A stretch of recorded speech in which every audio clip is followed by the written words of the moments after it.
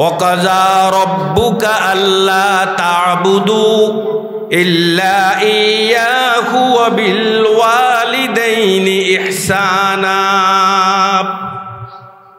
তোমার রব আদেশ করেছে তোমরা একমাত্র তারই ইবাদত করবে এবং মাতা পিতার সঙ্গে সৎ ব্যবহার করবে। ইম্মা ইয়াবলুগান্না ইনদাকাল কিবারা আহাদুহুমা আও কিলাহুমা ফালা তাকুল লাহুমা উফফিন ওয়ালা তানহারহুমা ওয়া কুল লাহুমা কওলান কারীমা।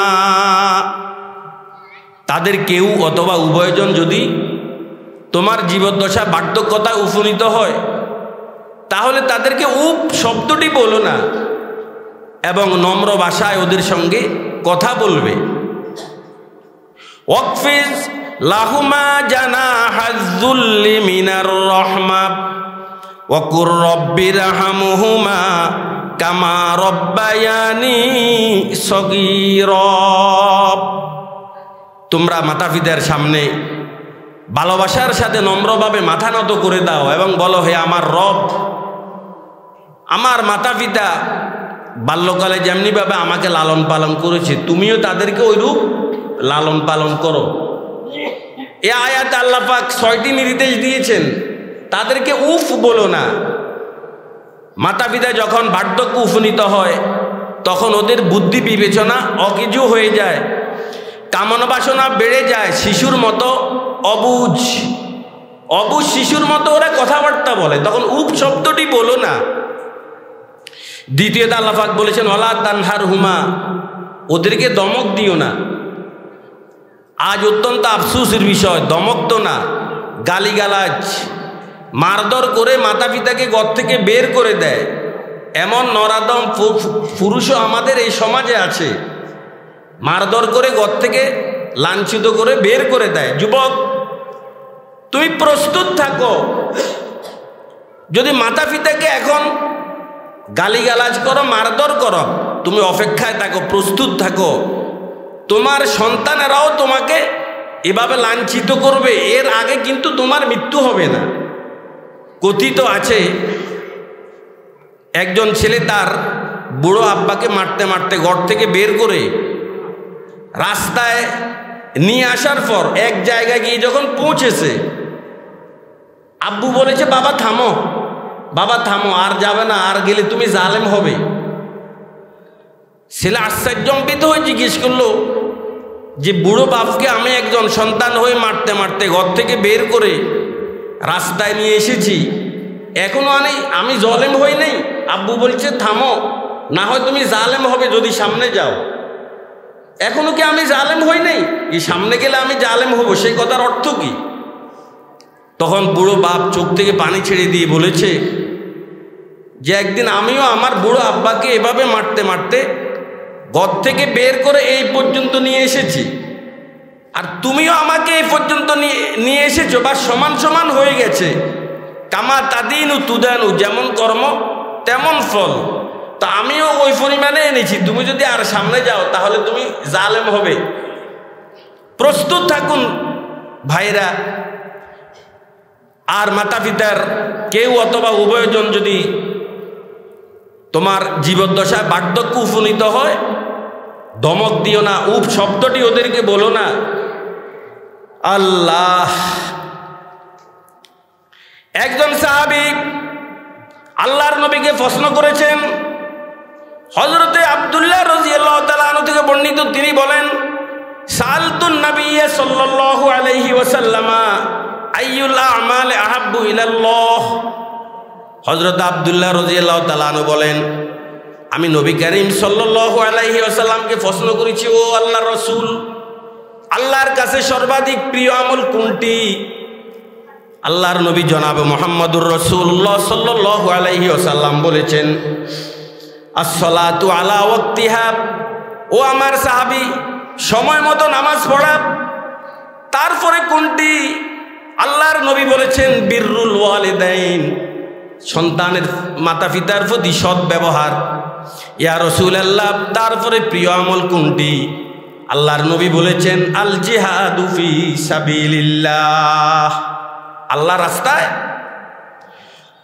হযরত আব্দুল্লাহ ইবনে আব্বাস রাদিয়াল্লাহু তাআলা আনহু থেকে বর্ণিত, তিনি বলেছেন, মা মিন ওয়ালাদিন বাররিন ইয়ানজুরু ইলা ওয়ালিদাইহি নাজরাতা রাহমা ইল্লা কাতাবাল্লাহু লাহু বিকুল্লি নাজরাতিন হাজ্জাতান মাবরুরা।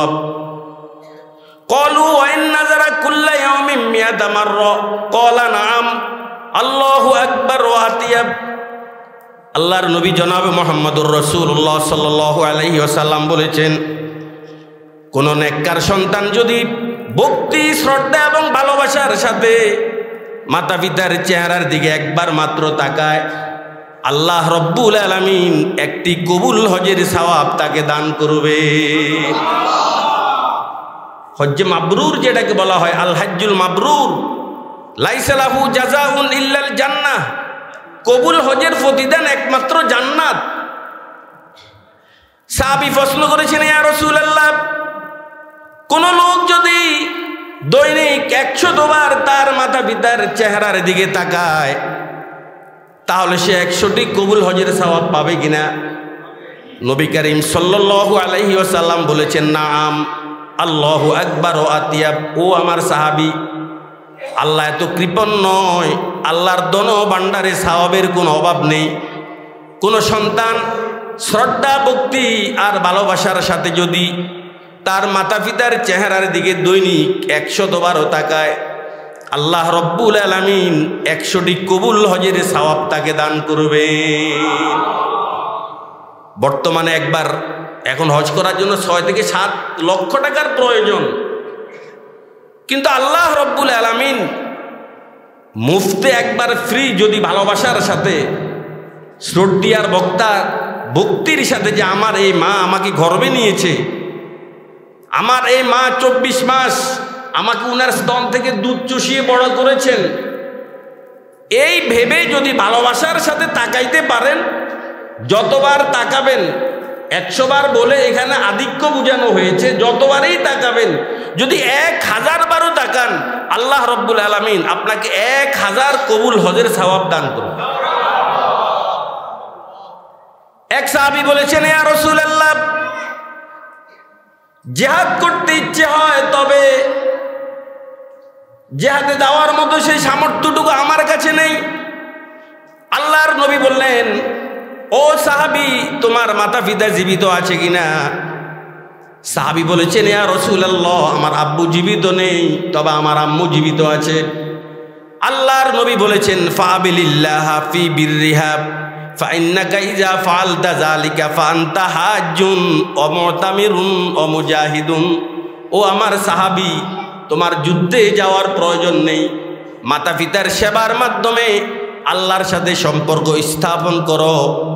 যদি মাতা পিতার সেবার মাধ্যমে আল্লাহর সাথে সম্পর্ক স্থাপন করতে পারো, আল্লাহ রব্বুল আলামিন তোমাকে হজ, উমরা এবং মুজাহিদের সওয়াব দান করবে। আরেক সাহাবী নবীকে এসে বলেছেন, ইয়া রাসূলুল্লাহ, জিহাদ করতে মনে চায়, পরামর্শ দিন। নবী বললেন, ও সাহাবী, আউম্মুকা হাইয়া, তুমি যে জিহাদ করতে চাও, অনুমতি চাচ্ছ, তোমার মা জীবিত আছে কিনা? সাহাবী বলেছেন, নাম উম্মি হাইয়া, হুজুর আমার মা জীবিত। নবী বলেছেন, ফাফিহা ফাজাহিদ। ও আমার সাহাবী, মায়ের সেবার মাধ্যমে তুমি জিহাদ করো। ফাইনাল জান্নাতা তাহতা কদামিল উম্মুহাত, কারণ জান্নাত তোমার মায়ের পায়ের নিচে। জান্নাত তোমার মায়ের সেবা করো। হযরতে ওয়াইস করনী রাদিয়াল্লাহু রাহিমাহুল্লাহ কত বড় আরেফ বিল্লাহ ছিলেন। নবীর যুগে ইসলাম ধর্ম গ্রহণ করেছেন, কিন্তু সাহাবী হতে পারেন নাই। নবীর যুগে ইসলাম ধর্ম গ্রহণ করেও সাহাবী হতে পারে নাই। আল্লাহর নবীর কাছে চিঠি লিখেছেন, ইয়া রাসূলুল্লাহ, আমি সাহাবী হতে চাই, তবে হুজুর আমার মা অসুস্থ, আমার মার সেবার প্রয়োজন, কিন্তু আমি সাহাবী হতে চাই। কারণ সাহাবীদের মর্যাদা আল্লাহর দরবারে কত বেশি। প্রত্যেক সাহাবী জান্নাতি। ওয়াকুল্লান ওয়া'আদাল্লাহুল হুসনা, সকল সাহাবী উনি নবীর যুগে ইসলাম ধর্ম গ্রহণ করেছেন, বাড়ি হচ্ছে ইয়ামনের করন গ্রামে। হুজুর আমি মুসলমান হতে চাই, মদিনায় আসতে চাই, তবে আমার মায়ের তো সেবার প্রয়োজন, আমি কি করব এখন হুজুর একটু পরামর্শ দিন। নবী বলেছেন, হে ওয়াইস করেনি, তোমার মদিনাতে আসার প্রয়োজন নেই, তুমি তোমার বিদ্যা মায়ের সেবা করো। ওইদিকে আল্লাহর নবী হযরত ওমর ফারুক রাদিয়াল্লাহু তাআলা আনহুকে বলে গেলেন, ও ওমর, আমার মৃত্যুর পরে ইয়ামনের করন গ্রাম থেকে ওয়াইস নামে একজন যুবক আসতে পারে, শুনো যদি এসে যায় তাহলে তুমি ব্যক্তিগতভাবে তার কাছে দোয়া চাইবে, কারণ আল্লাহ রব্বুল আলামিন তার দোয়া কবুল করবে। ঠিক বাইরে দেখা গেল আল্লাহর নবীর ইন্তেকালের পর যখন এই ইয়ামন থেকে কোনো কাফেলা মদিনাতে আসে, হযরত ওমর রাদিয়াল্লাহু তাআলা আনহু দৌড় মারে আর জিজ্ঞেস করে, ভাই তোমাদের ভিতরে ওয়াইস করেনি নামে কোনো লোক আছে কিনা? যখন এই কোনো কাফেলা আসে জিজ্ঞাসা করে, তোমাদের ভিতরে ওয়াইস করেনি নামে কোনো লোক আছে কিনা? হঠাৎ ইয়ামনের একটি কাফেলা যখন মদিনায় এসেছে, ওমর রাদিয়াল্লাহু তাআলা আনহু খবর পেয়ে আসলেন, জিজ্ঞেস করলেন, ভাই ওয়াইস করেনি নামে কোনো লোক আছে কিনা, আর লোকটা কেমন নবীজি সেটাও ওনাকে বলে দিয়েছেন। ওয়াইস করেনি বলছেন, ভাই আমি। হযরত ওমর রাদিয়াল্লাহু তাআলা এই ওয়াইস করেনির কাছে গিয়ে বললেন, ভাই আমার জন্য দোয়া করো। ওয়াইস করেনি আশ্চর্যজনক হয়ে জিজ্ঞেস করলেন, ভাই আপনি খলিফাতুল মুসলিমিন, কত বড় মর্যাদার অধিকারী, আপনি আবার দোয়ার মুখে ফিক্কি কিভাবে? আপনার জন্য আমি কিসের দোয়া করব? অর্থাৎ আপনার মর্যাদা তো অনেক বেশি, আমার মর্যাদা তো অনেক কম, আমি আপনার জন্য কিভাবে দোয়া করব? হযরত ওমর রাদিয়াল্লাহু তাআলা আনহু সাথে সাথে বললেন, ভাই তোমার ব্যাপারে আল্লাহর নবী আমাকে ভবিষ্যৎবাণী করে গিয়েছেন, তুমি যখনই মদিনায় আসবে তোমার কাছে দোয়া চাওয়ার জন্য আমার নবী আমাকে আদেশ করে গিয়েছেন। সাথে সাথে ওয়াইস করে নেই কান্না শুরু করলেন। এই মর্যাদা তিনি কিভাবে পেলেন?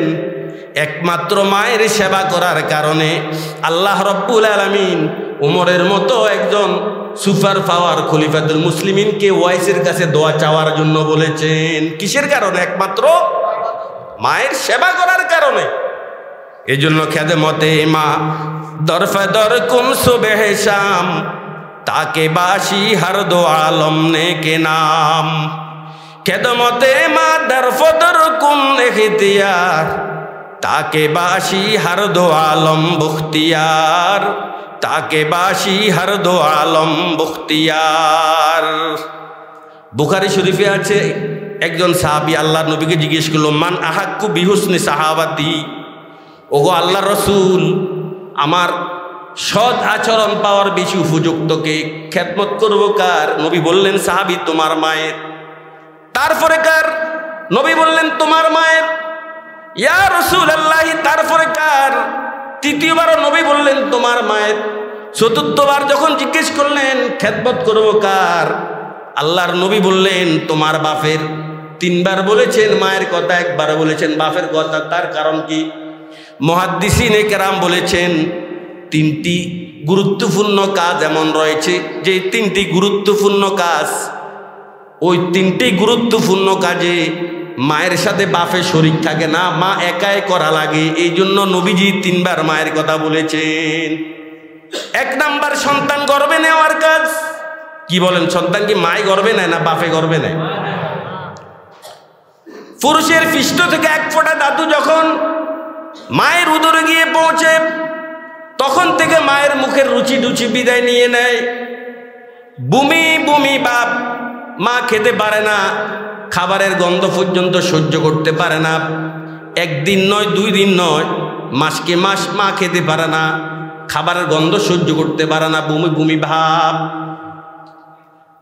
বন্ধুগণ আমার, দুনিয়াতে কিছু কিছু রোগ এমন আছে যে সমস্ত রোগের জন্য ওষুধ খেলে রোগ ভালো হয়ে যায়। আবার কিছু কিছু রোগ এমন আছে যেগুলো অন্যের সঙ্গে শেয়ার করলেও ভালো হয়ে যায়। কিন্তু সন্তান গর্ভে নেয়ার কষ্ট, এটা এমন একটি কষ্ট, ওষুধ সেবন করলেও ভালো হয় না, আর অন্যের কাছে বলতে গেলে লজ্জা লাগে। মা খেতে পারে না, সংসারের সকলকে খাবার দাবার দিয়ে সবার শেষে যখন আমার দুঃখিনী মা খাবারের প্লেট নিয়ে সামনে বসেছে, 2-1 লোকমা খাওয়ার পরে এই সন্তান মায়ের কলিজার মধ্যে এমন জোরে লাথি মারে, আমার মা খাবার দাবার বন্ধ করে দিয়ে চোখ থেকে চুপিসারে পানি ছাড়ে, আর বসে বসে কান্নাকাটি করে, কোনো মানুষকে বুঝতেও দেয় না। এই শীতের মৌসুমে যুবক, তুমি ঘুমাচ্ছ কিন্তু তোমার মায়ের খবর নাও। তুমি যখন তোমার মায়ের গর্ভে ছিলে, গভীর রাত অনেক সময় এই সন্তান মায়ের কলিজার মধ্যে লাথি মারে, মা এই পাশ ওপাশ করে, মা ঘুমাইতে পারে না। কোনো মানুষের কাছে বলতে গেলে বলতেও লজ্জা হয়।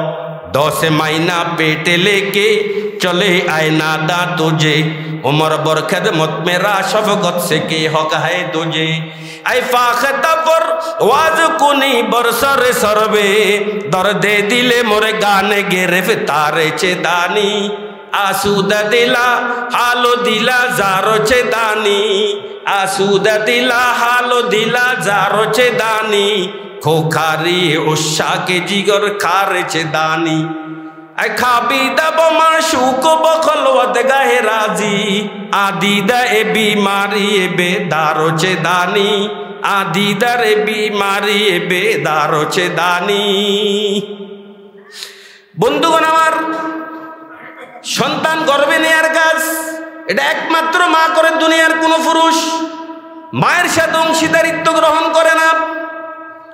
দ্বিতীয় নাম্বার, সন্তান প্রসবের কষ্ট এটা একমাত্র মাই ভোগ করে, দুনিয়ার কোনো মানুষ প্রসবের কষ্ট কখনো ভোগ করে না।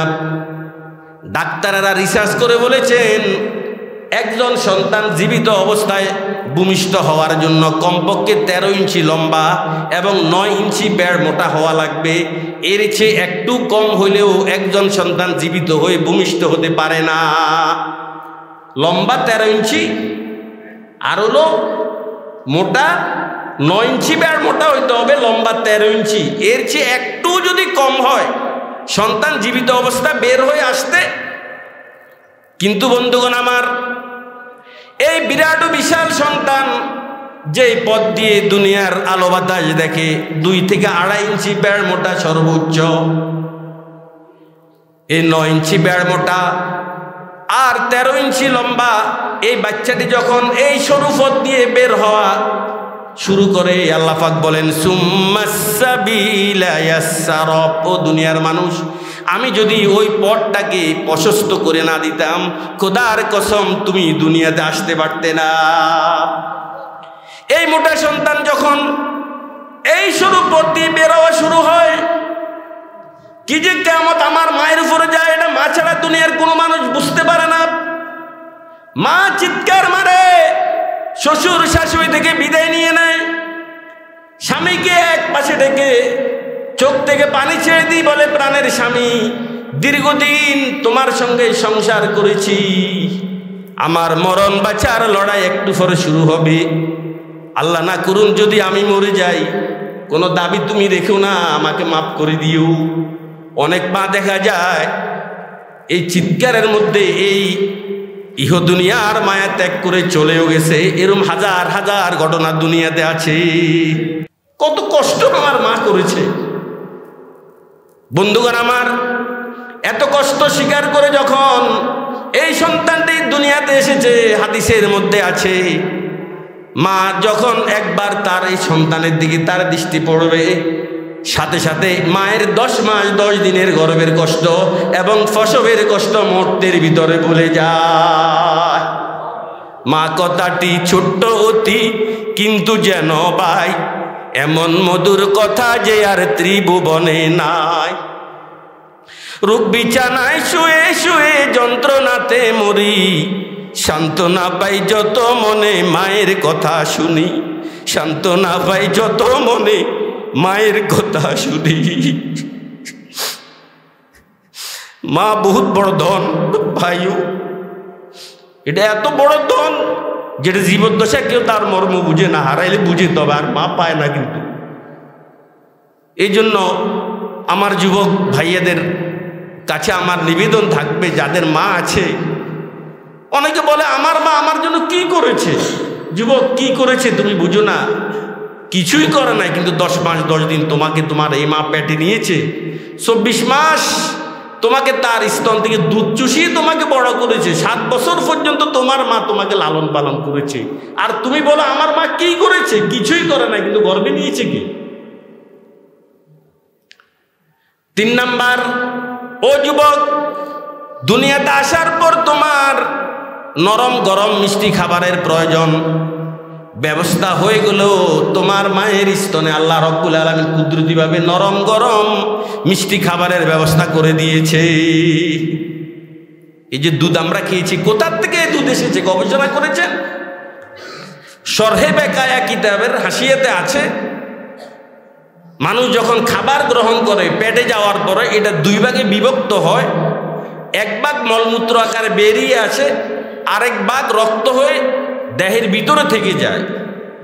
যেই ভাগ রক্ত হয়ে দেহের ভিতরে থেকে যায় সেটা আবার 2 ভাগে বিভক্ত হয়ে 1 ভাগ গোশতের রেশার ভিতরে ঢুকে গোশত হয়, আরেক ভাগ রগের ভিতরে ঢুকে শক্তি হয়। আর যদি মা হয়, সন্তানের জন্য দুধের প্রয়োজন হয়, ওই যেই ভাগ রগের ভিতরে শক্তি হওয়ার জন্য ঢুকেছে ওই অংশ আবার 2 ভাগে বিভক্ত হইয়া 1 ভাগ শক্তি হিসেবে ভিতরে থেকে যায়, আর 1 ভাগ দুধ আকারে বেরিয়ে আসে। ও যুবক, তোর মা তোকে দুধ খাওয়ানোর কারণে সারা জীবনের জন্য দুর্বল হয়ে গেছে।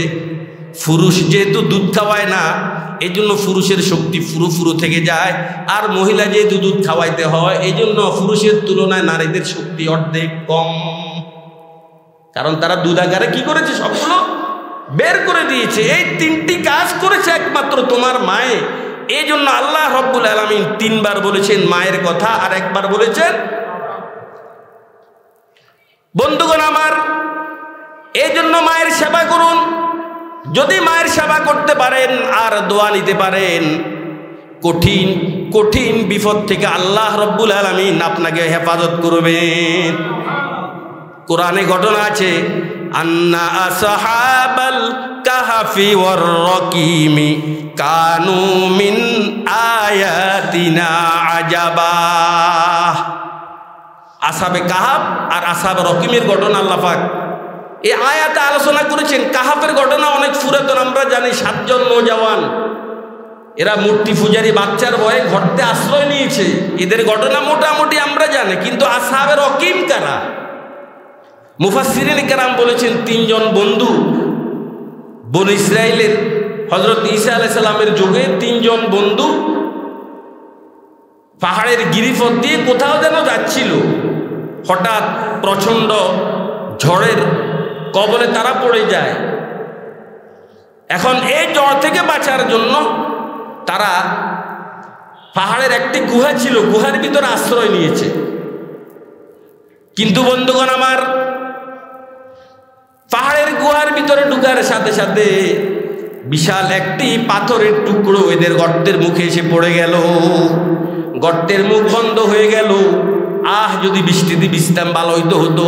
এখন গর্তের ভিতরে ঢুকে পড়লাম মহাবিপদে, অন্ধকার হয়ে গেল, কেউ কাউকে দেখে না। একজন আরেকজনকে ধরে এখন কান্না শুরু করছে আর বলছে, ও বন্ধু, এখানে আমরা 3 জন আছি, দুনিয়ার কোনো মানুষ আর নাই। আজকে বাঁচার উপায় নেই যদি আল্লাহ রক্ষা না করে। এই পাথরের টুকরোকে আমরা গর্তের মুখ থেকে বের করার ক্ষমতা আমাদের কাছে নাই যদি একমাত্র আল্লাহ আমাদেরকে না বাঁচায়। শোনো, আমরা 3 জন আল্লাহর দরবারে মুনাজাত করি। একজন মুনাজাত করবে আর 2 জন আমিন আমিন বলবে। তবে মুনাজাত করবে যে তোমার জীবনের গুরুত্বপূর্ণ অংশটা নিয়ে আল্লাহর দরবারে আজকে মুনাজাত করবে। এক বন্ধু আল্লাহর দরবারে বলছেন, ওগো আল্লাহ, আমার এক পাল ছাগল ছিল। আমি সন্ধ্যা যখন মাঠ থেকে আমার ছাগলের ফাল বাড়িতে নিয়ে আসতাম, সুন্দরভাবে দহন করে আগে আমার বৃদ্ধ মাকে আমি দুধ খাওয়াইতাম, তারপরে আমার সন্তান আর স্ত্রীদেরকে দুধ খাওয়াইতাম। আজকে বাড়িতে আসার পর দুধ দহন করে যখন মাকে খাওয়ানোর জন্য নিলাম, ওইদিকে দেখলাম মা ঘুমিয়ে গেল। মা বিভোর, ঘুমে বিভোর। মাকে জাগাইতেও আমার মনে চায় না। কারণ অনেক মানুষ এমন আছে ঘুম ভাঙলে ঘুম আবার আসতে চায় না। এই জন্য আমি আমার মার ঘুম না ভেঙে এই দুধের পেয়ালা নিয়ে আমার মায়ের শিয়রের পাশে দাঁড়িয়ে রইলাম। অপরদিকে আমার সন্তানেরা ক্ষুধার জ্বালায় আমার পাও ধরে টানাটানি শুরু করছে, কিন্তু আমার নিয়ম যেহেতু আগে মাকে খাওয়াই তারপরে সন্তানকে খাওয়াই, মাকে কিভাবে খাওয়াবো, মা তো ঘুমিয়ে রইল। এই জন্য সকাল পর্যন্ত আমি আমার দুধের পেয়ালা নিয়ে মায়ের শিয়রের পাশে দাঁড়িয়ে রই। ও আল্লাহ, আমার এই আমলটুকু যদি আপনার পছন্দ হয়ে থাকে, মায়ের যেভাবে সেবা করেছি, আজকে কঠিন বিপদের মুহূর্তে মেহেরবানি করে আমাদেরকে উদ্ধার করার ব্যবস্থা করে দিন। এই দোয়া করার সাথে সাথে বিরাট ও বিশাল পাথরের 3 ভাগের 1 ভাগ কুদরতিভাবে সরে যায়। ও যুবক, যদি মায়ের দোয়া থাকে, আল্লাহ রব্বুল আলামিন কঠিন থেকে কঠিন বিপদ থেকে তোমাকে রক্ষা করবে। তুমি জানো তোমার মা থেকে বিদায় নিয়ে তুমি চলে গিয়েছ, কিন্তু তোমার মা তোমার জন্য দোয়াই করছে। এই জন্য ভাইও, আমার মা কিছু বুঝে না, আমার আব্বু কিছু বুঝে না, আসলে ঠিকই বুঝে না। যদি বুঝতো তাহলে তোমাকে আগেই মেরে ফেলতো। আসলে ঠিকই ওরা কিছু বুঝে না। এই জন্য মা কিছু বুঝে না, বাপে কিছু বুঝে না। আপনার মাতা পিতা হয়তো মুখ খুলে কিছু বলে না, কিন্তু সারখার হয়ে যাবেন, বিপদে পড়ে যাবেন। আমার আগের হুজুরে বলেছে যে ঈমান নিয়ে টানাটানি শুরু হবে। আল্লাহ না করুন, যদি মায়ের বদদোয়া থাকে ঈমান নিয়ে মরতেও পারবেন না। কিন্তু হুজুরে আলকামার ঘটনা বলেছেন। আলকামার স্ত্রী অনেক চেষ্টা করেছেন আলকামার মুখ থেকে কালিমা বের করার জন্য। আলকামা সাংসারিক অনেক কথা বলে, কিন্তু যখন লা ইলাহা ইল্লাল্লাহ এই কালিমা পড়ার জন্য বলা হয়, আলকামার মুখ দিয়ে কালিমা বের হয় না।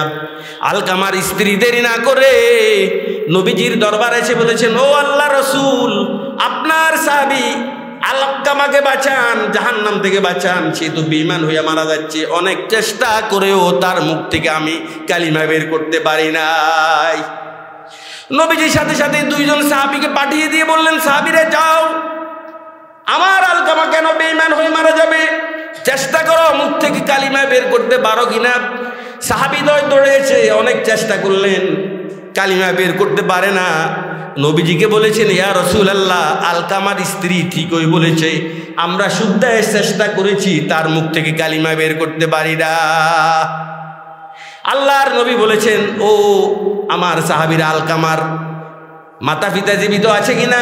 হুজুর আব্বু নাই, আম্মু আছে বৃদ্ধা, যাও তার আম্মুকে আমার কাছে নিয়ে আসো, না হয় আমি নিজেই যাব।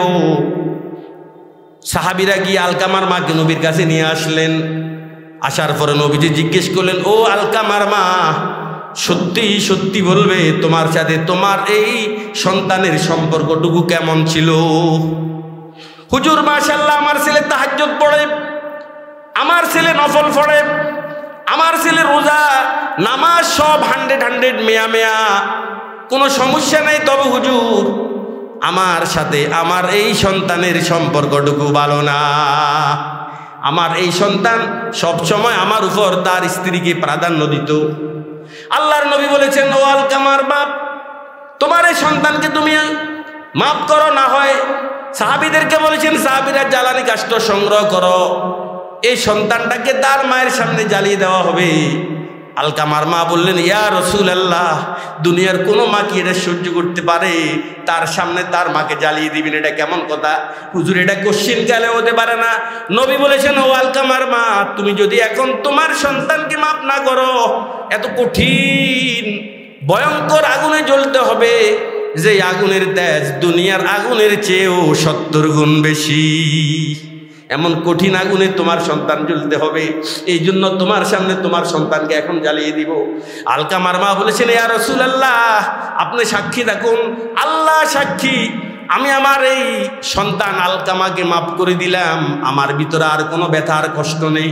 নবী বলেছেন, ও সাহাবীরা, বাস্তবতা যাচাই করে দেখি আলকামার মা আসলে মাফ করেছে কিনা, যাও এখন আলকামাকে কালিমা পড়াও। ওই 2 জন সাহাবী আলকামার বাড়িতে এসে ঘরে এখনো ঢুকে নাই।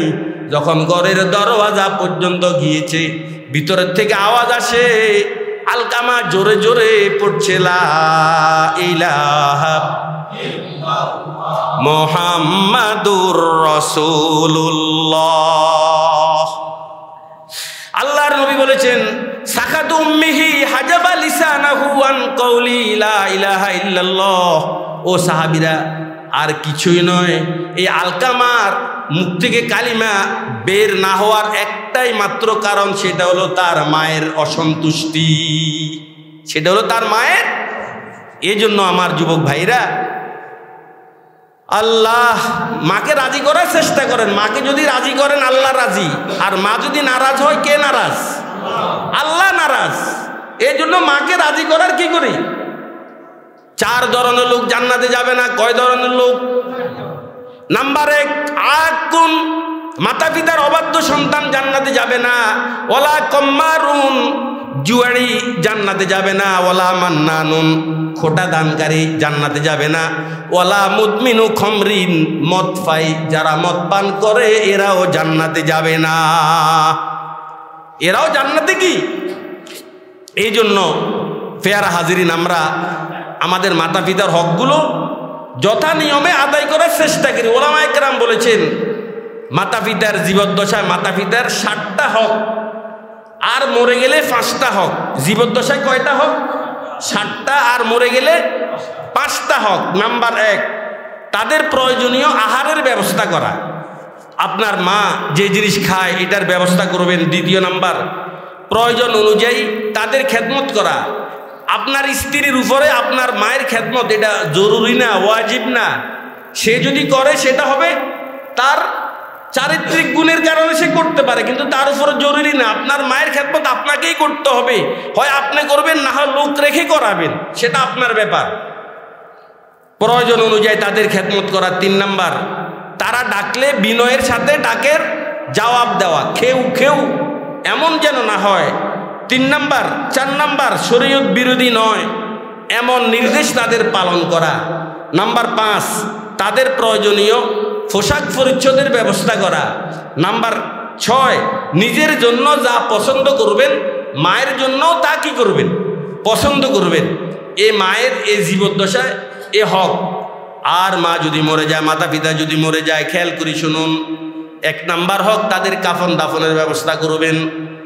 2 নাম্বার, আপনার মা যদি মাতা পিতার যদি কোনো ঋণ থাকে, ঋণ করজ থাকে, সেটা পূরণ করবেন। এটা 2 নাম্বার হক। ঋণ এটা কত বড় গুরুত্বপূর্ণ একটা জিনিস। জনাবে মুহাম্মদুর রাসূলুল্লাহ সাল্লাল্লাহু আলাইহি ওয়াসাল্লাম এক সাহাবীর জানাজার নামাজ পড়ার জন্য এসে জিজ্ঞেস করলো, ও আমার সাহাবীরা, এই সাহাবী কোনো ঋণ করেছে কিনা? মৃত সাহাবী কোনো ঋণ করেছে কিনা? হুজুর হ্যাঁ, ঋণ করেছে। নবী বললেন ঋণ পরিশোধ করার মতো সম্পদ রেখে গিয়েছে কিনা? সাহাবায়ে কেরাম বললেন না হুজুর, ঋণ পরিশোধ করার মতো সম্পদ রেখে যায় নাই। আল্লাহর নবী বললেন, ও সাহাবী, আমি আমার এই সাহাবীর জানাজার নামাজ পড়াবো না, তোমরাই তার জানাজার নামাজ পড়াও। আলী রাদিয়াল্লাহু তাআলা চিন্তা করলেন, নবী যদি এই লোকের জানাজা না পড়ে চলে যায়, এই লোকের বিষয়ে মানুষ সমালোচনা করবে, মানুষ তাকে ধিক্কার দিবে যে এই ফোড়া কুফাইল্লার জানাজাতে নবী গিয়েও জানাজা না পড়ে ফিরে চলে এসেছে। এই জন্য হযরত আলী রাদিয়াল্লাহু তাআলা বললেন, আলাইয়া দাইনুহু ইয়া রাসূলুল্লাহ, হুজুর আমি ওয়াদা দিলাম এই সাহাবীর ঋণ আমি পরিশোধ করে দিব। ফাতাকদ্দামা ফাসাল্লা আলাইহি, তারপর নবী সামনে গিয়ে এই লোকটার জানাজার নামাজের ইমামতি করেছেন। এটা কত বড় গুরুত্বপূর্ণ একটা জিনিস, ঋণ। আজকে আমরা মানুষ মৃত্যুবরণ করলে আমরা 4 দিনের দিন বা 5 দিনের দিন যে অনুষ্ঠান আমাদের এই সমাজে আমরা করে থাকি, এটা কোনো ইসলাম সমর্থিত নয়। এই অনুষ্ঠানকে ইসলাম কখনো সমর্থন করে না। আমরা চাঁদা তুলে বিভিন্নভাবে লোক চক্ষুর এই চক্ষু লজ্জার ভয়ে আমরা কি করি, এভাবে চাঁদা তুলে খাওয়ানোর ব্যবস্থা করি। কিন্তু একজন মানুষও ভাবে না যে এ লোকের ঋণ আছে কিনা। ঋণ নিয়ে কোনো মানুষ কথা বলতে রাজি নেই। ও ভাই, এই জন্য আপনার জীবদ্দশায় যারা আপনারা ঋণ করেছেন, চেষ্টা করেন, আপনার মৃত্যু কখন এসে যায় বলা যায় না। আপনার ঋণ আপনার জীবদ্দশা আপনি শোধ করে যান। যদি শোধ করে যেতে নাও পারেন, একটি ডায়েরিতে আপনার থেকে কে কত টাকা পায় সেটা আপনি লিখে আপনার স্ত্রীকে সাক্ষী করে রাখবেন যে আমার বালিশের নিচে একটি ডায়েরি রাখা আছে, এই ডায়েরিতে অমুকের অত ঋণ আমার আছে, মেহরবানি করে আমার মৃত্যুর পরে হলেও তোমরা এগুলো শোধ করে দিবে। কারণ দুনিয়াতে যদি আপনি আমার কাছে টাকা পান আর আমার কাছে যদি চেয়ে বসেন, আমি দিতে পারবো, আমি দিতে না পারলে গাছ বিক্রি করে দিতে পারবো, তারপর আমার স্ত্রীর কানের নাকের স্বর্ণ বিক্রি করে দিতে পারবো, কিন্তু পরকালে যদি আপনি আমার থেকে ঋণ চেয়ে বসেন তাহলে আমি কি আর স্বর্ণ বিক্রি করার কোনো সুযোগ আছে? পরকালে যদি ঋণ চান দিতে হবে আমি নেক। এই জন্য মেহরবানি করে আমার ভাইও কোনো ঋণ রেখে আমরা মরবো না। এটা এত মারাত্মকতম একটা জিনিস, আল্লাহর নবী পর্যন্ত ঋণ করেছে, এই সাহাবীর জানাজার নামাজ পড়াইতে কি হয় নাই, রাজি হয় নাই। মেহরবানি করে আমরা কোনো ধরনের গাফলতি করব না, ঋণ ইনশাল্লাহ আমরা পরিশোধ করব। 3 নাম্বার হক, মাতা পিতার ইন্তেকালের পরে মাতা পিতার বন্ধু বান্ধবের সঙ্গে সদাচরণ করা। ও যুবক, আপনার আম্মা এলাকাতে অনেকগুলো মহিলার সাথে চলতো, এখন আপনার আম্মা নেই কিন্তু এলাকার মহিলাগুলো আছে। যুবক, আপনার আম্মা যদি দুনিয়াতে বেঁচে থাকতো, আপনার আম্মাকে আপনি ঈদে সাঁদে 2-1টা কাপড় দিতেন, ফান ক্রয় করা লাগতো, কিন্তু আপনার আম্মা নাই। আম্মার বান্ধবীরা তো এলাকাতে আছে, এই জন্য মাঝে মাঝে আপনার আম্মার বান্ধবীদেরকে পান কিনে দিবেন, আপনার অ্যাবিলিটি অনুযায়ী 2-1টা কাপড় দিবেন, মাঝে মাঝে সদকা দিবেন। 2 নাম্বার, আপনার আব্বা যে সমস্ত মানুষের সঙ্গে চলাফেরা করেছে, আপনার আব্বা নেই কিন্তু ওই লোকগুলো এখন আছে, যদি আপনার আব্বা বেঁচে থাকতো মাঝে মাঝে লুঙ্গি ক্রয় করে দিতেন, চা পানের জন্য টাকা দিতেন, মান্থলি কিছু খরচ দিতেন।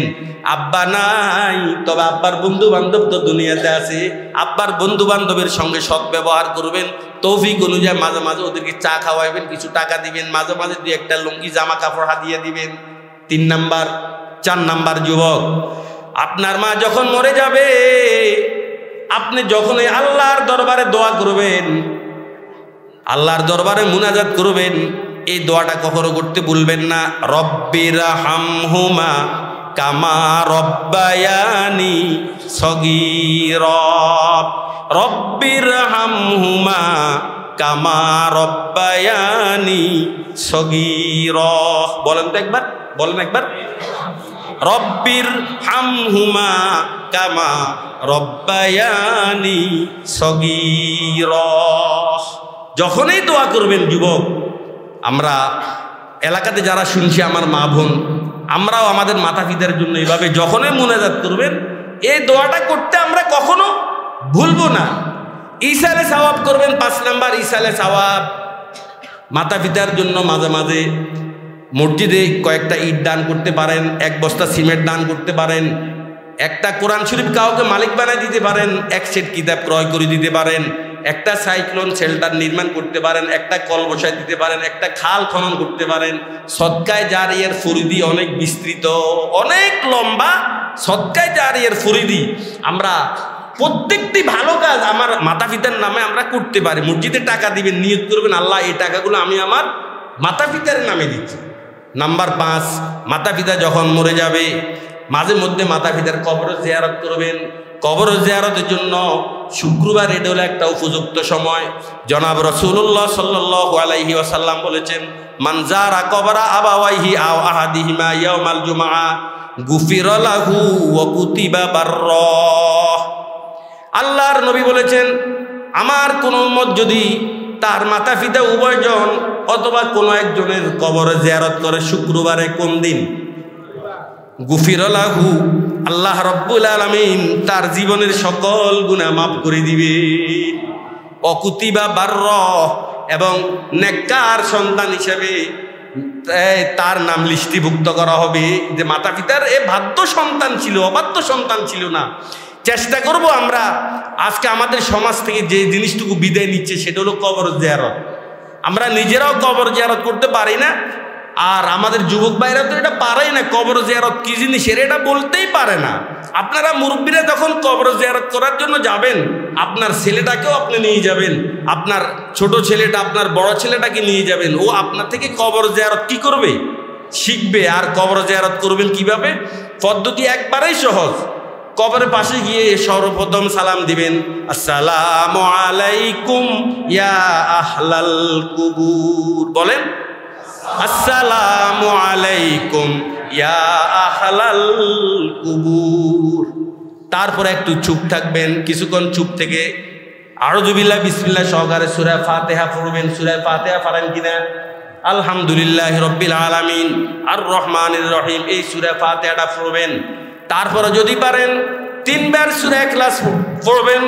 কুল হুয়াল্লাহু আহাদ আল্লাহুস সামাদ লাম ইয়ালিদ ওয়া লাম ইউলাদ ওয়া লাম ইয়াকুল লাহু কুফুয়ান আহাদ, 3 বার সূরা ইখলাস পড়বেন। আর যদি পারেন সূরা আলহাকুমুত তাকাসুর, আলহাকুমুত তাকাসুর হাত্তা যুরতুমুল মাকাবির, কাল্লা সাউফা তা'লামুনা সুম্মা কাল্লা সাউফা তা'লামুন। এই সূরাটি একবার পড়ে দুরূদ পড়ে যদি আপনার মনে চায় মুনাজাত করবেন, তাহলে কবরের দিকে ফিরে না, পশ্চিম দিকে ফিরে হাত তুলতে পারেন। আর যদি মুনাজাত নাও করেন কোনো সমস্যা নেই। এই সব কিছু পড়ার পরে এভাবে বলবেন, আল্লাহ আমি যা কিছু পড়েছি তার ভুল ত্রুটি ক্ষমা করে পূর্ণ সওয়াব আদম আলাইহিসসালাতু ওয়াসসালাম থেকে আজ পর্যন্ত যত মুমিন মুমিনাত মুসলমান কবরে গিয়েছে তাদের আমলনামা পৌঁছিয়ে দাও। ওগো আল্লাহ, বিশেষ করে এই কবরস্থানের ভিতরে যতগুলো মুর্দা আছে তাদের আমলনামা পৌঁছিয়ে দাও। আল্লাহ, বিশেষ করে আমার আম্মা এবং আমার আব্বা, শ্বশুর শাশুড়ি, দাদা দাদি, নানা নানির আমলনামায় পৌঁছিয়ে দাও। এই তো কবর জিয়ারত হয়ে গেল। আমরা কবর জিয়ারত এটা অনেক কঠিন মনে করি, এই জন্য কবর জিয়ারত করতে হলে একজন হুজুরকে আমাকে নিতেই হবে। এমন কেন? আপনি সূরা ইখলাস একবারে ভুল হয়, পুরো শুদ্ধভাবে পড়তে পারেন না, এরপর আপনি যান, আপনি গেলে আপনি যে আন্তরিকতা দিয়ে আপনার মাতা পিতাকে স্মরণ করবেন, কবর জিয়ারত করবেন, আপনি বলেন একটা লোক বাঁটিয়া লোকটা কি ওই আন্তরিকতা নিয়ে আপনার মায়ের জন্য দোয়া করবে? বলেন, আপনার মায়ের জন্য দোয়া করবেন। আপনার যে পরিমাণ আন্তরিকতা থাকবে, কবর পাশে আসলে দেখবেন অটোমেটিক আপনার মায়ের কথা স্মরণ করবে, আপনার চোখ থেকে কান্না বের হবে। এই জন্য চেষ্টা করবেন সপ্তাহের যে কোনো দিন জিয়ারত করতে পারেন, তবে বিশেষ করে শুক্রবারে আমরা আমাদের মাতা পিতার কবরগুলো কি করব? জিয়ারত করব। জীবদ্দশায় মাতা পিতার হকগুলোর কথা বলেছি এবং মৃত্যুর পরেও মাতা পিতার হকগুলোর কথা বলেছি।